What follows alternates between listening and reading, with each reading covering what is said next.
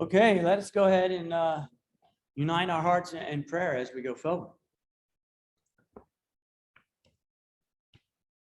Great Father, we again are before you, asking for your word to be effectual in the hearts of men, believing that it is the thing that quickens men from death unto life.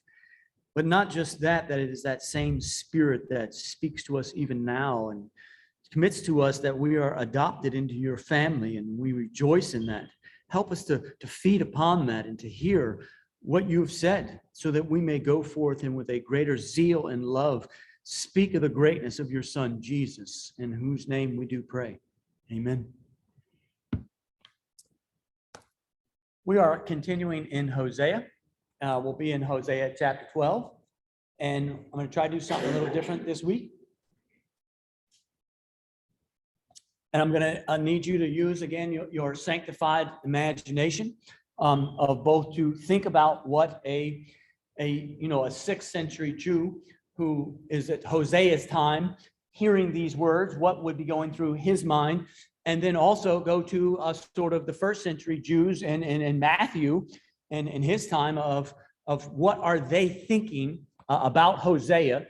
Meaning, if the Lord has seen fit to literally keep the writing of Hosea around for thousands of years and preserve it down and down and down, that there should be a reason or a cause with which to quicken us. And so today I'm hoping to sort of tie together what I think that I left on pause from 2 weeks ago about why Matthew sort of quotes the out of Egypt text in Matthew or Hosea 11. But before we do that, we do have to use our imaginations and remember what is the goal of Matthew when he quotes this thing. I mean, what's the whole book of Matthew's purpose? He's trying to convert his fellow Jews. He's trying to present Jesus Christ as the Messiah, as the Son of God who has come. Though remember, we looked at several of those scriptures where all the people are anticipating, is this the prophet? Is this the one that's spoken of, that was to come? But remember, Matthew has a large hurdle to get over to speak to his brethren. Meaning he's just not an average Joe. He's not a scholar. And in fact, he's worse than that. Remember, Matthew is Levi, who is a tax collector. And in that culture, we're not grasping that sort of distrust or even disgust about a tax collector. I mean, I'm trying to think of anybody in our society that we would all universally sort of, crinkle our noses when they're mentioned. That cringe of, that distaste. I mean, we could reference a abortion doctor, but I don't know any of those, and maybe a drug dealer, don't know any of those. Maybe an insurance salesman, know a couple of those. Something that would make you go, you're just. Oh. But I did think of one to help us get that feel of what Matthew is having to overcome, because Matthew is having to say to them, your anticipation of the Messiah, the one who would come to liberate Israel, to put them back up on top, the whole lion laying down with the lamb, beat the swords and the plowshares. That whole thing is what is in the mind of the 1st century Jew. That's what he's expecting. And Matthew is now having to come and sell a frail, dying Messiah, one who is despised, one who is spit upon by the leaders of the people, one who is not what you would in their mindset think of what the Messiah should be and look like. So he has to get over that hurdle, but again, with trust. Meaning, if somebody was going to come in here and convince you of something, I thought, who would it be that you would distrust and you would have a difficult time, even if what he's telling you is 100% true? And because of the age that we live in, we're in 2021. And we all know Dr. Fauci's face, and we know what he has to say.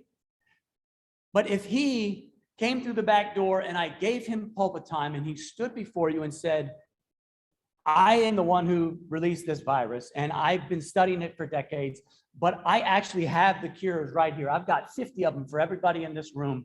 We take this vaccine together and you'll never worry about it again. It'll all be over and done for you. It will absolutely never bother you a bit. What credibility does he have with you? Meaning, does Leon Barduke do it? Take the shot? Caravaggio the plumber? Who's taking that? Who's taking that shot? Why? His credibility's gone. That's what Matthew's having to overcome. He's attacked. He's despised by the people. People don't like you. And you're going to come and tell them, I know everything you thought and were taught about the Messiah, but it's wrong. That's why he's going to use Hosea. That's what I'm hoping to today, to tie in together, to say this is how he's not misquoting it. Because remember, we looked at that of people saying, well, you know, he just used it out of context and Matthew doesn't know what he's doing. He just train wrecked it, but he's allowed to do that. He's an apostle. Just keep going. Jews recognize him as an apostle. Just because he speaks, they do not care. He is Matthew, the tax collector. And so he has to have his P's and Q's set. And so with that, let us read what Matthew did write that he quotes from Hosea. Speaking of when Joseph, now when they had departed, hold, an angel of the Lord appeared to Joseph in a dream and said, rise, take the child and his mother and flee to Egypt and remain there until I tell you. Then Herod was about to search for the child and destroy him. And he rose and took the child and his mother by night and departed to Egypt and remained there until the death of Herod. This was to fulfill what the Lord had spoken by the prophet, out of Egypt I called my son. We looked at that in previous weeks, and that he's not calling Joseph and Jesus out of Egypt. He's actually sending them into Egypt. And if he wanted to be, this is a prophetic fulfillment, he would have put it in verse 20 after he had brought them back out of Egypt. But what he's trying to say is Egypt is not a place. Egypt is a position or a bondage feeling, meaning when the Israelite hears Egypt, bam, slavery, bondage, oppression is what's in his mind. And so we want to carry that with us as we go to that. Because again, Matthew is echoing Hosea because he is trying to sell Jesus who dies is the Messiah. That's what he's trying to sell. And so when we look at this next section, that's what should be in the back of our minds of how does this sell a weak Messiah who dies? So with that, let us read Hosea chapter 12. Skip part. And last week, I'm just going to hit what Danny gave us last week so that we can then take that hands and move forward with it. So in verse, the Lord has an indictment against Judah and will punish Jacob according to his ways. He will pay him according to his deeds. In the womb, he took his brother by the heel, and in his manhood, he strove with God. He strove with the angel and prevailed. He wept and he sought his favor. Now, Danny rightfully told us, asked us the hard questions of what are you clinging to? Are you clinging to the angel as Jacob did, and are good and right? But we need to again look at that name Jacob, because remember, after this fight, he then changes his name to Israel, which is you struggle against God. You wrestle with God. And we go, well, that's a good thing. That's not a good thing. Meaning when you name children, and I guess I could get on my mother's case quite well, but they have meanings, right? My name, Tobias, has a great meaning to his name. God is good. Jacob's is supplanter, deceiver. I don't know why anybody in their right mind would name a child Jacob today. I threw our name, Jacob, please. Sorry. Blame your parents. But really, name him that any more than you would Judas or Adolf. I mean, hasn't the name Adolf been ruined pretty much for us for probably another 500 years? You're not going to be able to use that one. Or Attila. I mean, we weren't even around then, but no one's naming their Attila. Although Jackie was going to name, if Elizabeth was a boy, Attila the Ron. That was a great name. That one, it works both with the modern and the loved it, but Elizabeth is here and we settled for that. But the name Jacob, again, means deceived. Remember when Esau does his whole thing and he gets deceived and his brother steals both the porridge birthright and then he steals the blessing at the end. And what does Esau say when he realizes Jacob has stolen even the blessing from him? He says this 2 times. Jacob has Jacobed me. That's what's in the text. But we say Jacob has subverted me or supplanted me. But he really says Jacob has Jacobed me. That's really what's coming on here. Because even when he calls him, all right, you're no longer the deceiver. Now you're the struggler. You're not working with God. You're struggling against him, even though God blesses you. Because in this story of him saying, well, look how he held on to Jesus, the angel, and said, I'm not going to let you go till you bless me. And we all go, look at the valor in that. Look at how he just sticks with it. And we sort of pull off that Aesop's fable. Yet as the men and I were speaking a couple of weeks ago, that's not the case. From his birth, God said, I loved you. I'm going to bless you. And does God have to tell you more than once? And then when he's the one who tells him, pack up all your stuff and go back. And they go, but look, see, Jacob's going back. But he's not going in faith. This clinging a hold of him and saying, bless me, isn't faith. Hosea is presenting that as it's the lack of faith. It's like a Gideon saying, I laid out my fleece. And now if you can do this trick, not that you're not trustworthy, but if you will do this thing, then I will believe you. That's what Jacob's doing. That's why he's called the struggler. You struggle with God. You struggle about believing him. You struggle about being faithful to him. You struggle about righteousness. You struggle about everything with God. And in fact, when we see Jacob work with God, he's always trying to work a deal. That's why he does the thing with his brother, sending the people forward. He's always trying to work a deal. And even this one, remember when he goes into Bethel, the first time he says, well, if you will do this, you will give me safety, you will give me all these lands, you will be my God.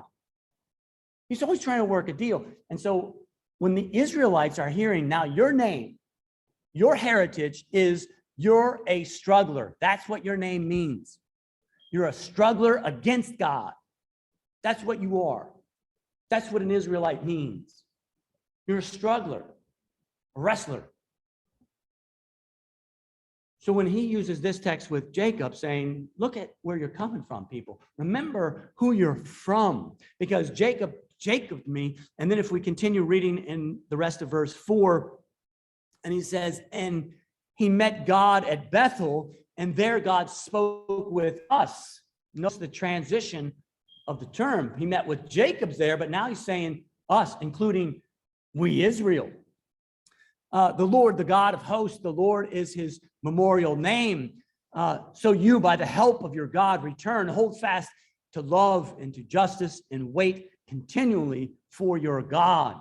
And so here the writer of Hosea is making a transition from when you look at Jacob the struggler, when you look at Israel doing this thing, that's you, because he doesn't just meet David there, he met us there. You are the ones struggling with God, struggling with believing his word. Meaning if he says to you, I got this. Meaning how many times does God have to say to you, trust me, before you trust him?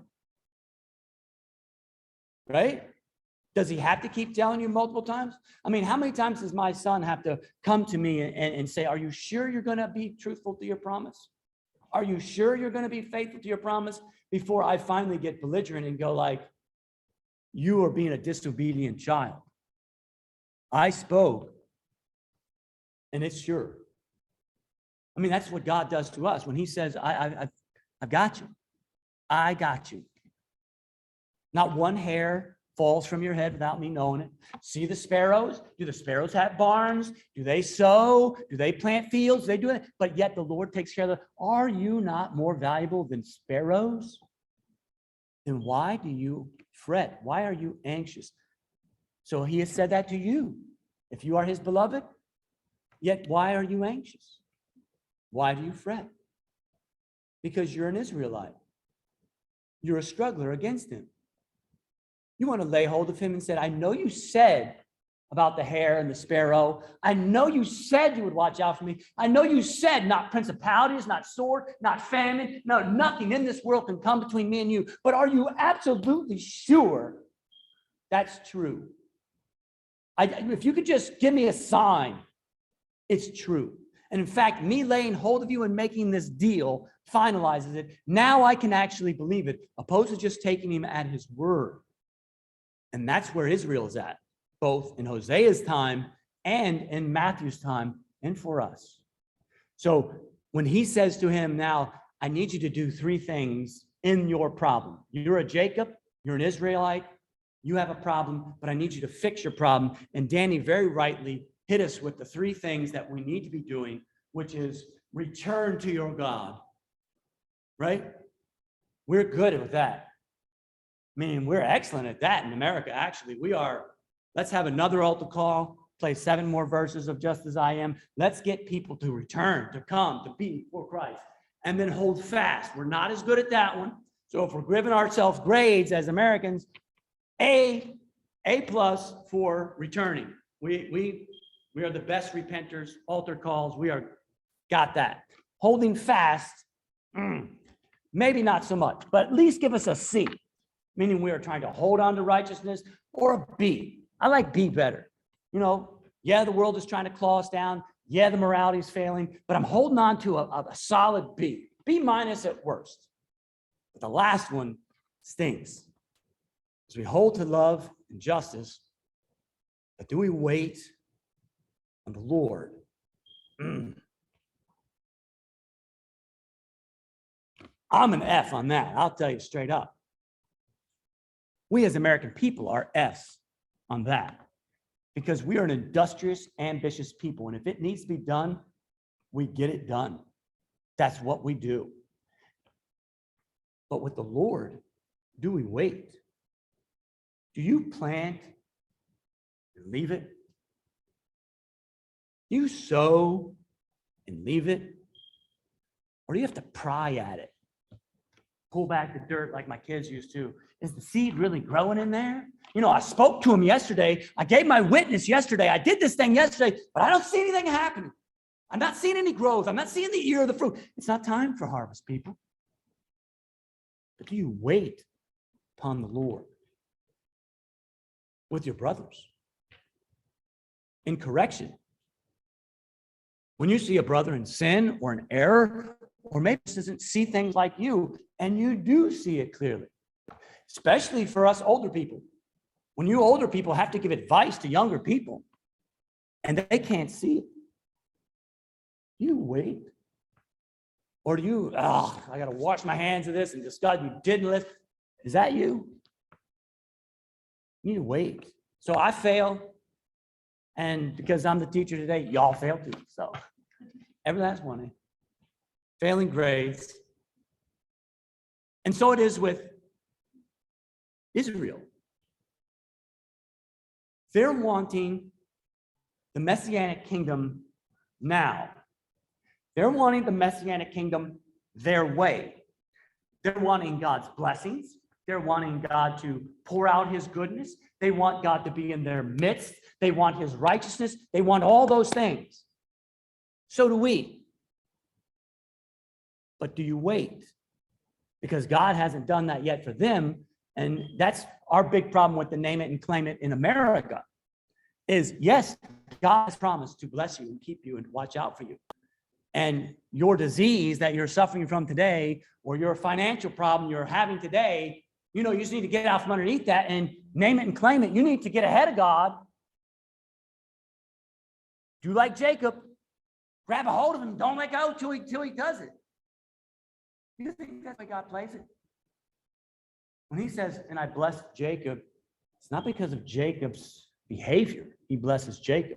That's what makes being the God of Jacob such a beautiful thing, is that despite how horrible Jacob is, he's still his God.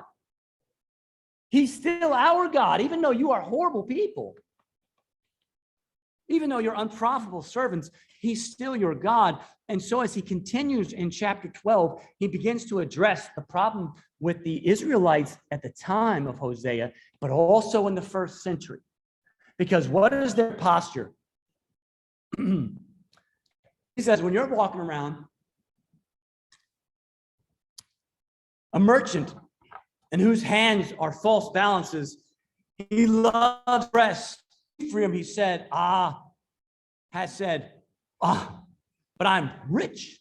I have found wealth for myself, not from God. I've found wealth for myself. And in all my labors, they cannot find me iniquity or sin. And when I read this text, I thought, the Norman Rockwell, for the young people who don't know, he drew a lot of these Americana type pictures back in the old days and was part of the Saturday Evening Post. And they're all, super interesting to me. They may be nothing to you. But I thought this one I remembered as a child of the butcher shop, of the unfair balances. Here, the butcher's sort of putting his finger on the scale, weighing it down a little more. And here she is on the other side, sort of taking the weight off. Both of them are cheating. Both of them are cheats. That's what he says about you, Ephraim, you, Israel, you people out here. You're cheats. You're always trying to tip the scale to your favor. And it's not necessarily a conscious thing. For my children, and I know they always hate when I bring them up in a sermon, but when they were younger and you had to divide up a cookie or a piece of cake or divide something, I just always had a rule. One person cut it and the other person gets to choose which piece they want. And you want to see a surgeon break out. A 6-year-old can be like, they will move around a cookie and because there's not a chance that they're going to get stiffed on that. Because they have an unfair balance naturally in your heart. You are always looking out for you. When you grade your own report card, you always get a passing grade. When you have a balance in the scale, your hand, it's not that bad. I did evil. I sinned against a brother, a sister, or somebody. I know, but see, I had a reason. Even speaking to some of us over this past couple of weeks about my childhood and it's not good nature, and being able to say, even in my story, as I told them, Aiden said, it always sounds like you had a good reason for your disobedience. And it's true. I do. I can always get my fingers underneath the scale. And as I tell the story, I'm going to put me in a good light on this. My sin wasn't really sin. There was an actual cause. We need to grade with a curve when we talk to me. But that's the premise that is wrong with Hosea's Israel and first century Israel, because those who are in Matthew's time are going, what's your problem? We are Pharisees. We are Sadducees. We are creme de la creme. We order our entire lives over the Bible, over the Torah, over God and worshiping him. How we put our plates together, what time of day we have our celebrations. We don't even associate with unclean things. We mint and tie the cumin and all these things. We split them up in the fine. As he says, examine my labors. Point out what iniquity you see. Could not the Pharisees and the Sadducees say exactly this to Jesus? Show me. I'm rich, I'm wealthy, I'm righteous, I'm in God's blessing. I myself have done this, the labor, in all my labors. Can you find anything wrong? I mean, that is the call in the first century. And that's the call that Matthew's having to hurdle with Jesus of going, you have an unfair balance. because you see things a certain way. Because he says, I'm going to attack both back then in the first century, two are things that is your hair from. I'm feel like spurious. We are children. I have a heritage. We were nailed and given promise. You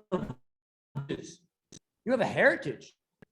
And even as you Cowboys, Indians, you say, I'm my heritage. Say, well, let me heritage in the right perspective. And then how you guys are not powerful. Because as he's not done this myself, wealth, myself, haven't I this thing? Let us go, because he first says, remember who I am. When he says, for God, will again make you dwell in tents, as in the days of appointed feasts. I spoke prophets who multiplied.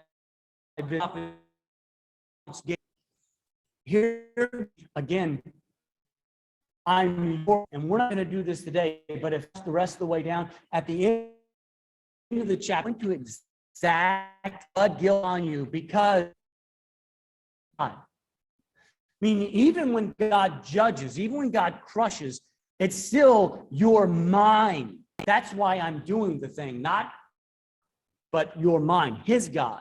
So your God is going to, again, talk about in parables and to Jesus, but not today. He says, not just you 10 tribes, all of you.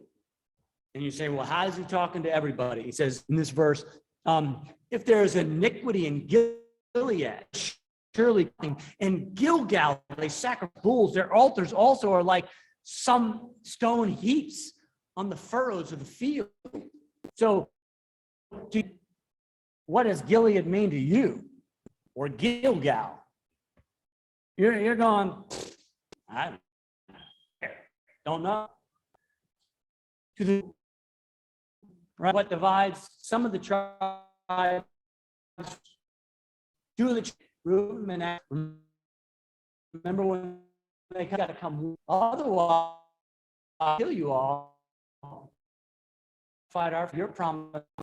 So essentially, he's saying both sides of the tracks. Everybody, because if you're wrong, those people, they got balances. They're robbers. They're cheats. All of them are cheats. You know, those people in Washington are cheats. Looking out for their own selves. That's you. You're always embettering yourself. You're always looking out for yourself. You're always trying to get you higher on the rung. They're no different than you. And so when he says from Gilbeth, he's saying, let's get everybody in on this. He said people believe President Biden's doing a great job. And if you were in South Florida, true, you'd say almost 85% of them say Biden's doing a fantastic job. You poll almost anything else in Florida, especially the Panhandle, you would say you would have like almost a zero. And so when you say, is Florida Biden or against Biden? Well, there's South Florida and there's North Florida. Which is it? And he's saying both South, North,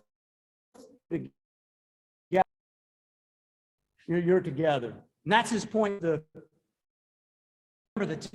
10 out, and then look at their zeal, because he says, even though you guys have separated out from Judah, look at how you sacrificed, right? And now they sold. You being Americans in 2021, is that you? None. Any Jew hearing this, first century or Hosea's time, is going, woo, woo. These people have a zeal for you sacrifice bulls unless you are, that's top shelf. You know, there's pigeons and turtle doves and sheep and goats and heifers, but bulls, that's a notch up.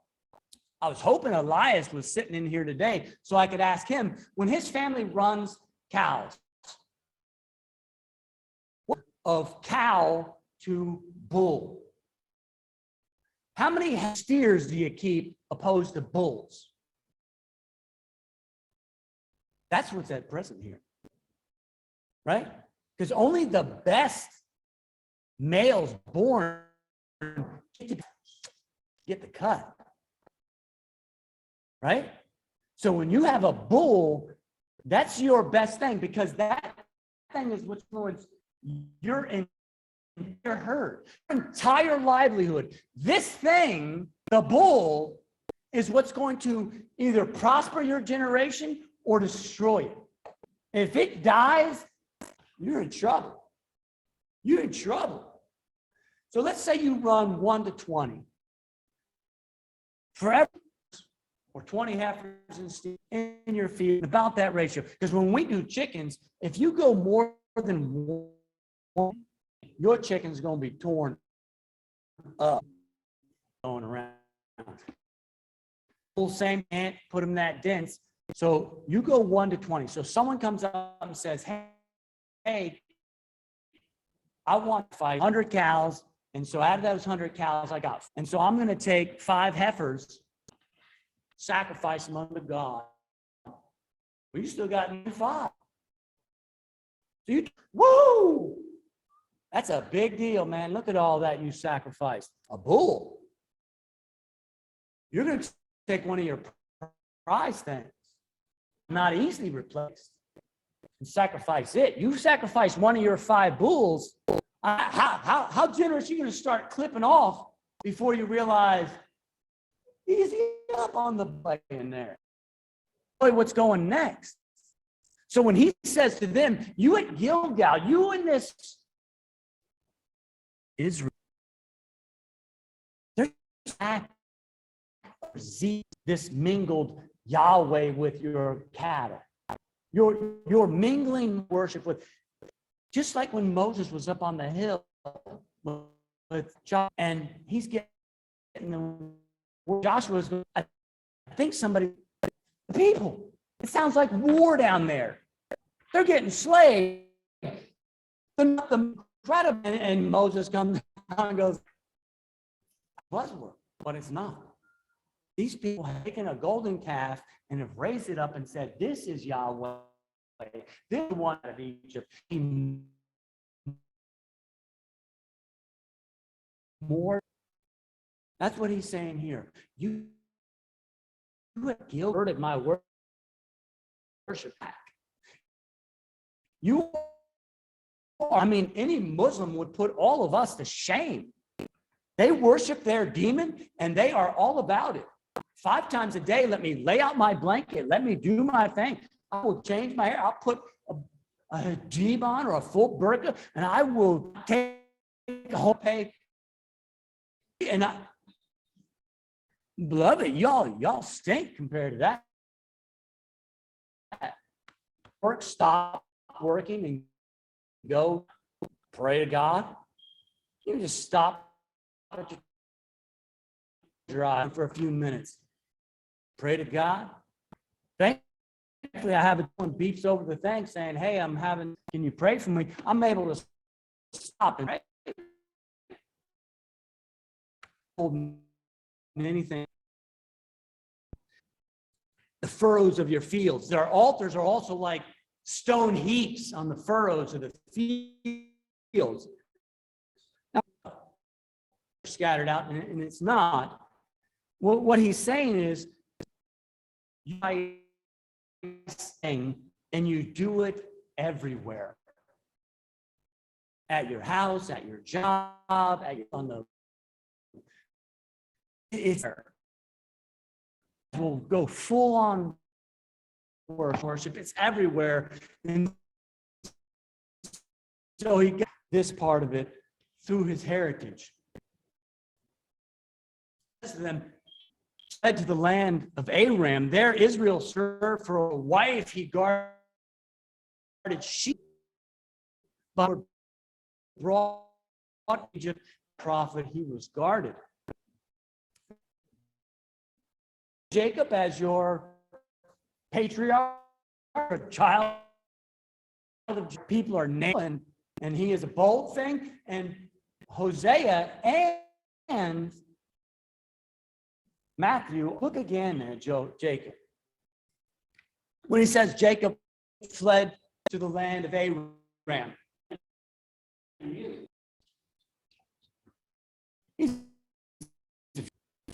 He's not going there as an ambassador.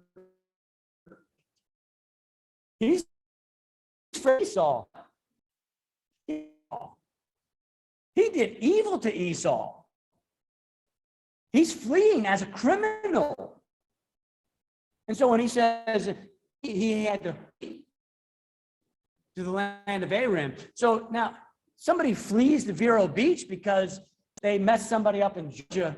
Are you like, love you? No. Like you're a criminal. You're a criminal there, you're going to be a criminal here. And he shows it, right? He and Laban, let's stick it to the other guy better. Jacob, of course, because he's really good at it, he wins. And because God's going, I'm going to put my hand on the scale and really stick it to him. But they're both sticking to you guys. He stuck it to Esau. I'm over here in Midian or over here in Aram. I'm going to stick it to Laban. Right? And Laban says, well, I'm going to stick it to you too, right? Because so here Hosea and Matthew aren't saying that's a good thing. They're saying, look at Jacob. He's a criminal. You're proud of Jacob. You got Jacob's name on your thing. I'm Jacob Sarnofsky, the name of a criminal. I'd be like, man, Dahmer. You say, I'm a Dahmer. Like, dude, I'm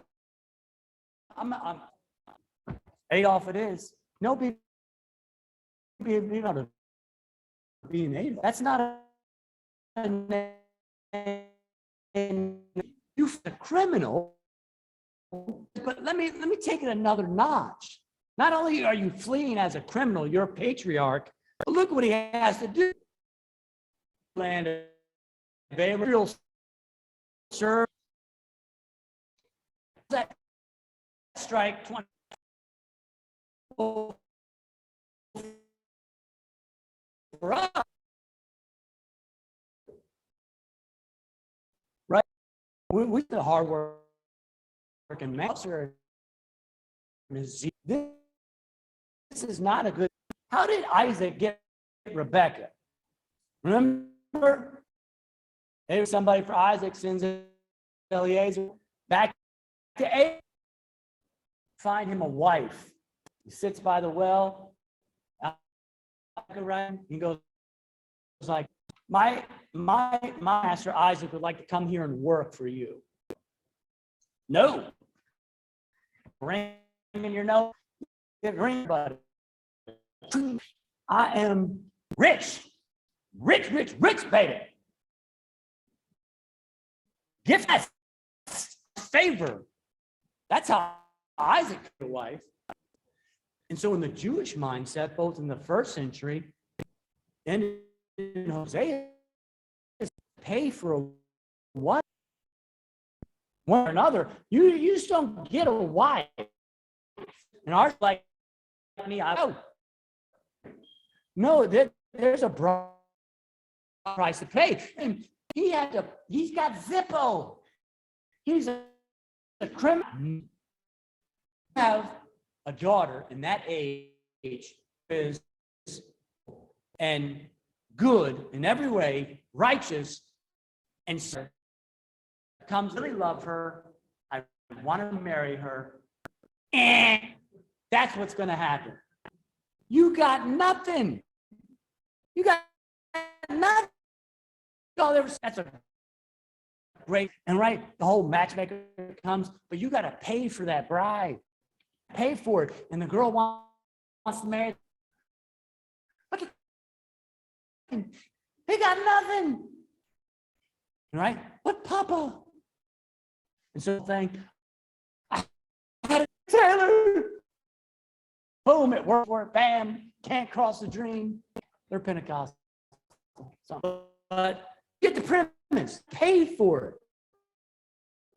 And nothing to pay for. And so you took a wife. Not only did you have to work for a wife, you couldn't pay for her. You were destitute. Also, sheep. Now, beautiful thought in our mind, man, sheep. The herders are the lowest on the. All right, people.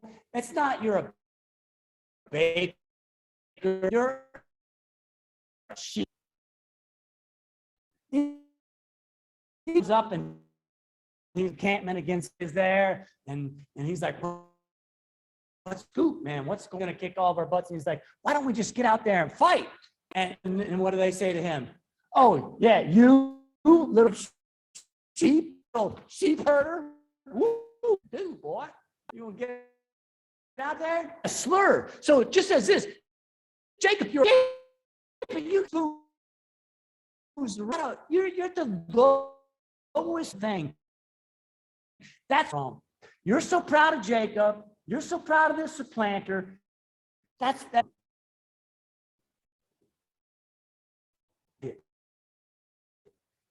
He's going to link that to Jesus. Because as the Jewish mind is going, yeah, okay. You're right. Not at why this prince. That's why he's not in a giant castle. That's why he's not rich baby, just slinging it out. He's like Jacob. He's going to become. Look what he says even further, because he says, not just I'm going to attack your hair, I'm going to attack your power. How did you reach? How bonds of oppression? He says, that was done. You didn't. It wasn't like there was a big slave revolt. You did the. No, you can't.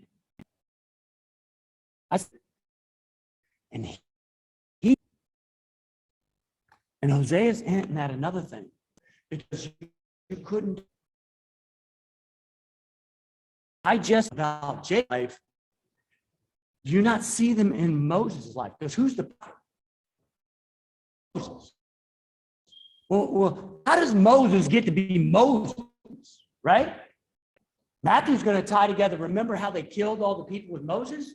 Well, Herod's going to do the same thing. So there's going to be a disposition. They're going to try to kill the Redeemer. They're going to try to slay him out. The powers of evil are going to try to wipe him down. That's a Moses. That's your forth. But then he's going to say, Moses get to come back to talk to Pharaoh. What's Moses do? Moses flees. What? Killing out? No. The criminal. You killed a man. You're out. You fled. You're a criminal. You're too. Moses, both criminals. Great. So when Moses, I won. I've been taught architecture, I've been taught irrigation, I've been taught in the finest universities, taught circle Numidians, all of them. What's he do? Herder of little sheep. That's nice, right? He got people in South America. There'll be doctors and lawyers and architects and engineers. And what do they do here? Soft concrete. And you go like, what? You waste? How are you doing that? But here he says, you see Jacob, fleeing, fugitive, sheep herder, low, humble, lowly, loud, Moses, sheep herder, what to both of them? lifts him up. Moses didn't come me. He didn't come back going, I'm taking over Egypt. I'm come to chew gum. He got nothing but a stick. He got a shepherd's stick. And he says, don't worry, go back there. I got you. Says to Jacob, saying, don't worry, go back there. I got you. I got you. Go back to Esau. I got you. Both of them do that. And he's wanting, it says here, Hosea does, when he says, and for a wife, Jacob guarded the sheep. Here God's smacking on you a little bit, smacking on Israel a little bit when he says, and what did the prophet do? He guarded you. He guarded you like your little sheep, the lowly things. And so he says to you, that's how it all goes together. Because I'm having to sell you a Messiah who isn't the flowing robes, riding on the white horse, which you love, the, the warrior one. I'm getting it. Matthew is selling a Jacob Messiah. He's selling a Moses Messiah.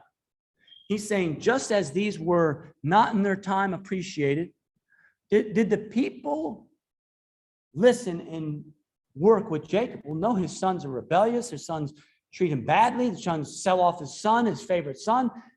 And same thing with Moses. Are the people when Moses show up just go like, woo, thank goodness you're here. We can't wait. No, why'd you come here? Now they made us get our own straw for the brick. Why'd you do this? They're finally free. They're finally liberated, redeemed, brought out. You're no longer under oppression. Why'd you bring us out here to die? Didn't we have meat pots and leeks back in Egypt? So just as that, he's going to parallel that with the Messiah, Jesus. He comes to his people and are not appreciated. He is treated as a destitute. He has nothing. He has a lowly manger. We sang that song. He got nada. He's born to a poor family. No clout, no clutch, no nothing. And that's why Matthew is using Hosea in this text in 11 and 12. Is he's wanting the first century to click to all those things. Because if he wants to do it a different way and he's misusing the text, they're going to blow him out of the water. But with this one, he can say, when they're going like, you're Jesus, man, he's so, he's just not what we are expecting. And he's saying, so you were expecting a Jacob? Look at a Jacob's life. Nothing, work for a wife, fugitive. What were you expecting? We're expecting a deliverer like Moses. We're expecting a prophet like Moses. Well, look at your Moses. He's just like them. That, I believe, is the tie together with Matthew and what he's wanting us to both grab hold of and carry forward. Because people, you are Israel. As we tie together with Ephraim, you struggle against God. You're going to struggle against truths. You're going to struggle against things that don't add up the way you like. I mean, you all had a picture of what marriage would be, or children would be, or college would be, or school would be, and it didn't work out exactly like you dreamed it. We have a vision of the scriptures the same way.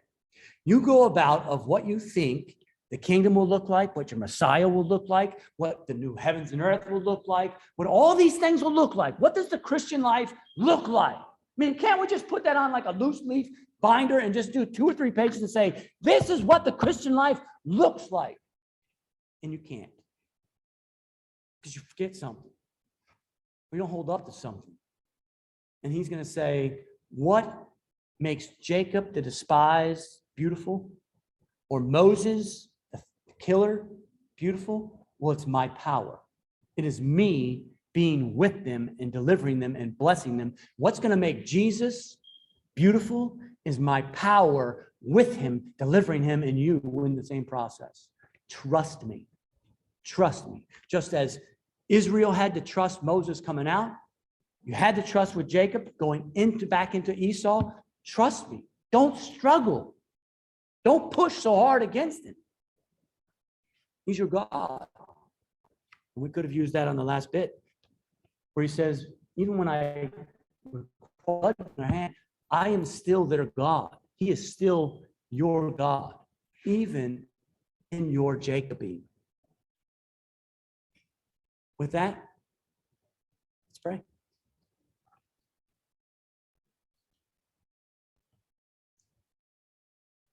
There is none good but you. And you, Father, have poured out lavish, extravagant gifts upon us. Gifts that we do not even recognize. Yet it is all through your Son, who you love, just as with Jacob you loved and blessed, and all the people attached to him were recipients of love and blessing. So are all those attached to your Son, who your love has come to rest on, and by that has come to rest upon us. Let us bless your holy name with our lives. And it's in Jesus' powerful name that we pray. Amen.